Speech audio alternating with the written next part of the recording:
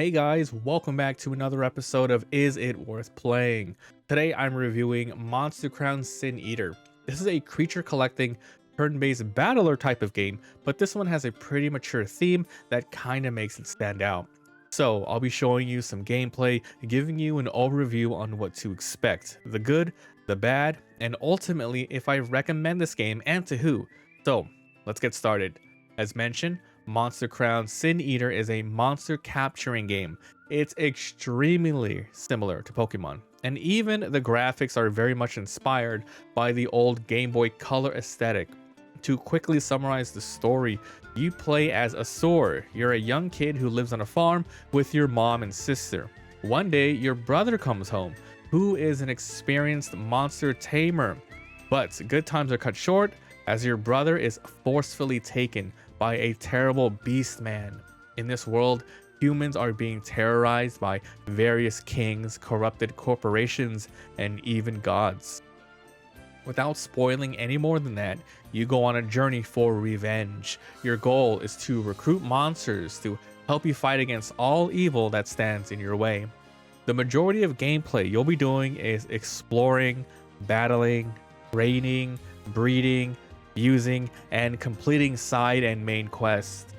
Before we dive even deeper into the mechanics, as always, if you just want to see the gameplay for the games I review, as well as more ongoing playthroughs, there's a link to my Let's Play channel, Mobby vs. Games 2, in the description below.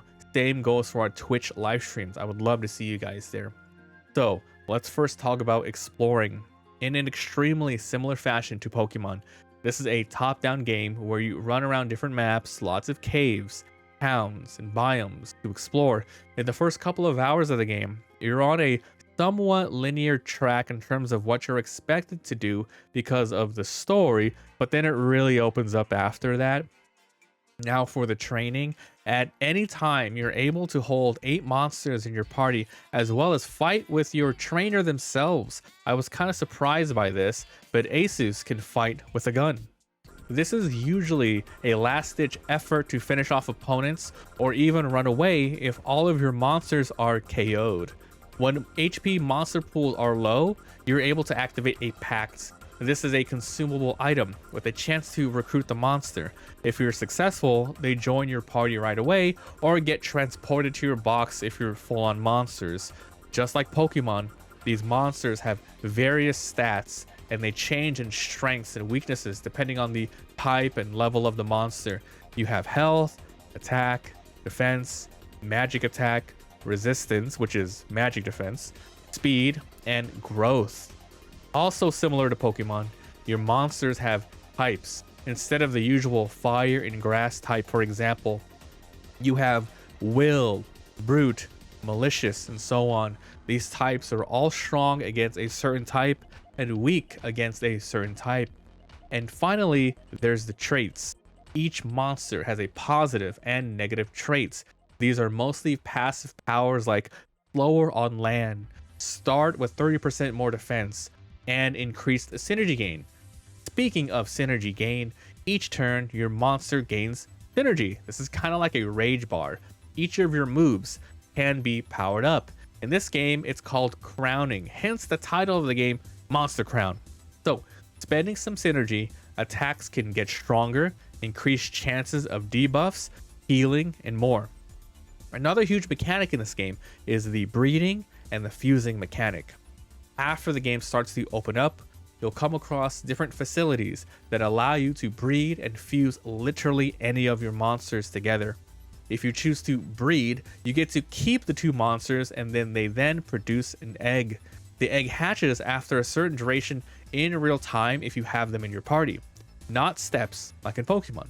If you choose to fuse, however, you will lose both of the monsters, but you obtain a monster that is battle ready, meaning they're around the same level as the monsters you fuse and you don't have to raise them from level 1 if you choose to go the breeding egg routes. It's not simply just selecting the right monsters like a Persona game, but this is also altering their DNA. Basically, with some restrictions, you can choose the highest stats from the parents to make a much stronger monster. If one parent has a weak HP base stat, you can select the HP base stat from a different parent that's much higher, and so on for all the different stats. You kind of have to balance the genes though, so you're selecting 50-50, but you can easily mix and match which of the base sprites and color the baby will kind of take on.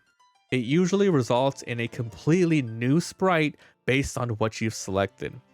Oh, and you can also evolve monsters with a very specific item combination that you'll find throughout the game.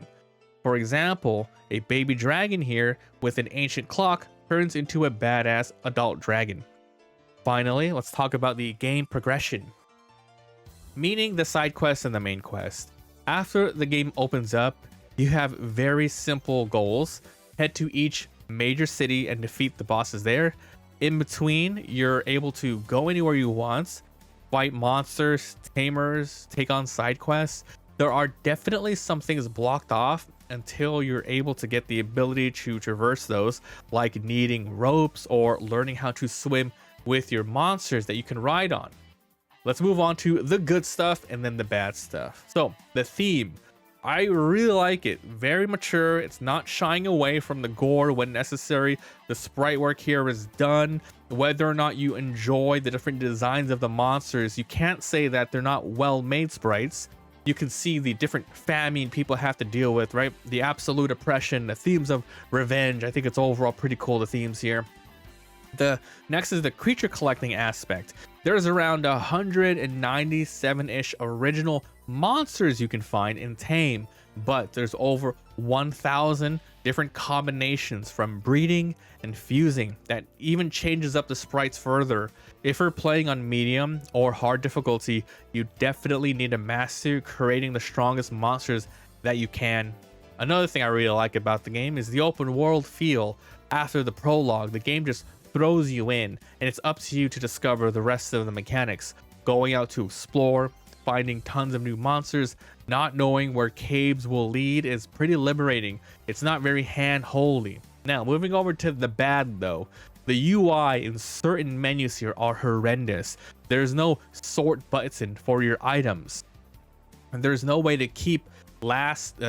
select keep last choice action or stay on last choice action during battles. If you played JRPGs, you know what I mean here. Also, when breeding and fusing, you can't see your monster stats until you're on the very last step. I literally had to take screenshots with my phone of the various monster stats so I know which of the parents' best perks to keep during the DNA manipulation step. Also, text is very tough to read in battles. The action all happens in the middle of the screen, but then the text of what happened shows up in a very hard to read text on the very bottom left of the screen. So basically, I don't get a chance to appreciate the battle animations when I'm reading the bottom left. Another thing is, this 100% needs a lot of quality of life stuff. When riding monsters, you dismount when entering different maps. Monsters can barely fit in a lot of pathways. When fighting monsters, there's no icon letting you know if you've already collected or have those monsters in your box, just like Pokemon does. Monsters also don't heal when they get sent to the box. And the open world and monster variety is great, but it feels like they throw too many monsters at you at once. This game loop would really benefit from slow dripping monsters throughout the whole journey. So that's the good and the bad. Now, overall, do I recommend this game? I'm pretty impressed with this Pokemon-like clone game.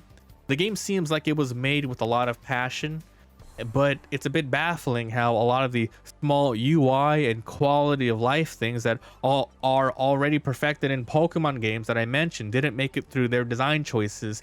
Now, some of the stuff I feel like it can easily be remedied with the upgrade patch, as it doesn't really change the core aspect, but with will it ever happen? I don't even know. If you can get through the annoying things I mentioned, then this is a pretty good take on the monster taming genre. The good definitely outweighs the bad here, but there are definitely a lot more quality of life and UI stuff that needs to be addressed here that I didn't even mention. So, who do I recommend this game to? I'd say play this game if you've already played a lot of the other Pokemon clones like Koromon and stuff like that, but you want more. This is one of the best ones I've tried out for sure.